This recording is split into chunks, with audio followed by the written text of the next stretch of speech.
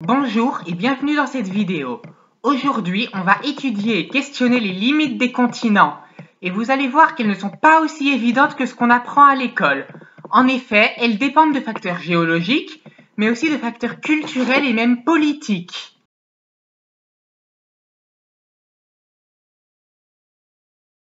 La limite qui pose le plus question, c'est celle entre l'Europe et l'Asie. Déjà parce qu'elle n'a rien de géologique. En fait, la plaque eurasienne regroupe les deux continents à la fois, sauf l'Inde et une partie du Moyen-Orient. Géologiquement parlant, Paris et Shanghai se trouvent tout simplement sur le même continent. Dans la Grèce antique, on appelait Asie mineure une région qui correspond à peu près à l'actuelle Turquie. Elle était séparée de l'Europe par la mer Égée et le détroit du Bosphore.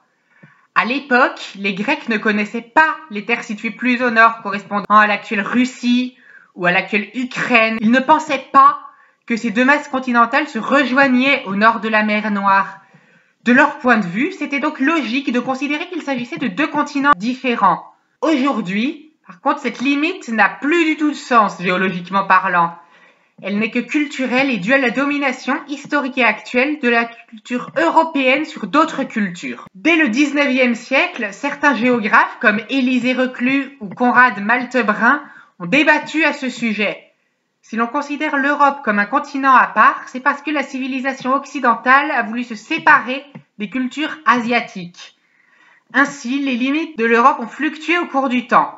Quand la Lituanie, ancienne république soviétique, a déposé sa candidature pour rejoindre l'Union européenne, dont elle est membre depuis 2004, des débats ont émergé. Certains considéraient que les pays baltes, de par leur position et leur ancienne adhésion à l'URSS, ne devaient pas être considérés comme européens. Aujourd'hui, cela peut surprendre de savoir cela. Tout le monde semble considérer l'Oural comme étant la frontière entre l'Europe et l'Asie. Mais même l'Oural, ce n'est qu'une convention entre géographes et non pas une réalité géologique. En effet, cette chaîne de montagnes n'est pas plus haute que les Vosges ou le Massif central, deux chaînes qui, bien que situées en France, ont des résidus de la chaîne hercynienne au même titre que l'Oural précédemment cité. Cette chaîne de montagnes, formée il y a 650 millions d'années, était, avant que l'érosion ne fasse son œuvre, la plus haute chaîne de montagnes qui ait existé, mais ces résidus, aujourd'hui, ne correspondent plus à la limite des plaques tectoniques qui l'ont formée. D'ailleurs, si l'on s'en tient à la géologie, l'Inde serait plus légitime que l'Europe à se considérer comme un continent à part, puisqu'elle constitue une plaque tectonique à part. Lorsqu'elle est venue se coller à l'Eurasie, des forces colossales libérées ont créé rien de moins que l'Himalaya. Et l'Inde a aussi sa propre culture très différente des cultures qu'on trouve en Chine, en Asie du Sud-Est ou au Moyen-Orient.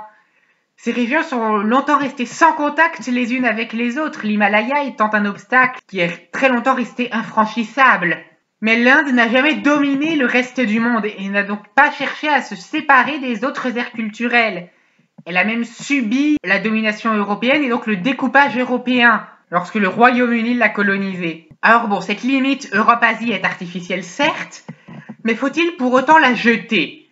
Pas vraiment, car elle montre quand même que la culture européenne existe déjà, et puis pédagogiquement c'est pratique. Le fait que cette limite soit artificielle ne veut pas dire qu'il faut arrêter de parler d'Europe, ou que considérer l'Europe comme une entité à part revient à cautionner le colonialisme ou autre, juste qu'il faut être conscient du biais cognitif que cela peut induire.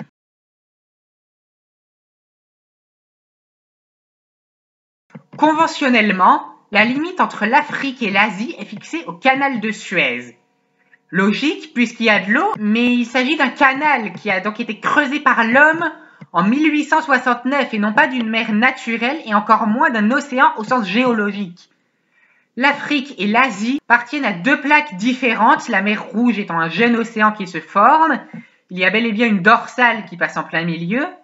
Toutefois, la limite des plaques passe bien plus à l'est que le canal de Suez, au point qu'on puisse légitimement se demander à quel continent appartient le désert du Sinaï. D'ailleurs, cette limite de plaques se prolonge après la mer Rouge par le rift africain et sépare la Somalie du reste de l'Afrique. Doit-on considérer la Somalie comme asiatique pour autant ? Pas vraiment, puisque ce pays a historiquement et culturellement plus de liens avec ses voisins africains qu'avec le Moyen-Orient.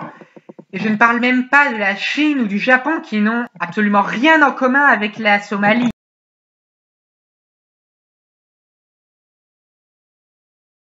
L'Amérique doit-elle être considérée comme un seul ou plusieurs continents? Certains géographes considèrent que l'Amérique du Nord et l'Amérique du Sud sont deux continents différents, et d'autres la considèrent comme un seul continent. Géologiquement, il est vrai que l'Amérique du Sud est une plaque tectonique à part, mais la limite des deux plaques se trouve au Panama. Aujourd'hui, ces deux plaques sont collées et ne forment qu'une seule et unique masse continentale. Culturellement, l'Amérique centrale ressemble plus à l'Amérique du Sud qu'à l'Amérique du Nord. C'est justement pour ça qu'on dit Amérique latine pour désigner l'ère culturelle formée par l'Amérique centrale et l'Amérique du Sud. Si on veut vraiment chipoter, cette expression est incorrecte, parce qu'elle est censée exclure le Suriname et le Guyana, respectivement colonisés par les Pays-Bas et le Royaume-Uni, où l'on parle donc des langues germaniques. Mais elle devrait inclure le Québec, vu que c'est sur le continent américain et qu'on y parle une langue latine. Mais bon, tout le monde emploie et comprend l'Amérique latine pour parler de cette région. Cela signifie que si l'Amérique du Nord s'étend géologiquement jusqu'au Panama, culturellement, elle n'inclut que le Canada et les États-Unis.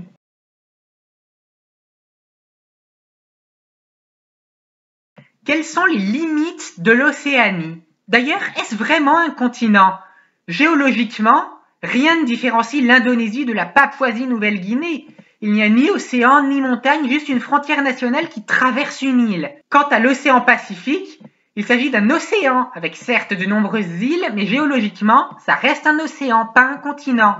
Culturellement, cet océan est divisé en trois grandes aires culturelles, la Micronésie, la Mélanésie et la Polynésie, qui feront chacune l'objet d'une vidéo. Si la frontière entre l'Indonésie et la Papouasie-Nouvelle-Guinée est considérée comme une limite continentale, c'est encore une fois pour des raisons culturelles. En effet, la Papouasie-Nouvelle-Guinée est culturellement mélanésienne, alors que l'Indonésie est un pays à majorité musulmane dont la langue est apparentée au malais et est plus développée économiquement que son voisin papou.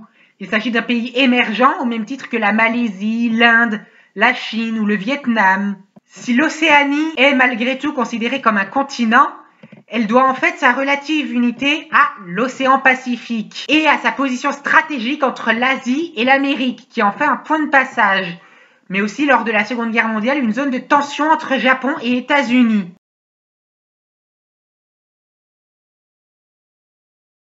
Du coup, on ne peut pas vraiment formuler de définition officielle d'un continent sans qu'elle ne soit trop floue, ne comporte trop d'exceptions ou oublie certaines notions. En fait, un continent se définit par des facteurs certes géographiques, mais surtout arbitraires. Certains géographes considèrent qu'il y a trois continents, l'Afro-Eurasie, l'Amérique et l'Océanie, quand d'autres font monter ce nombre à 7, voire à 9.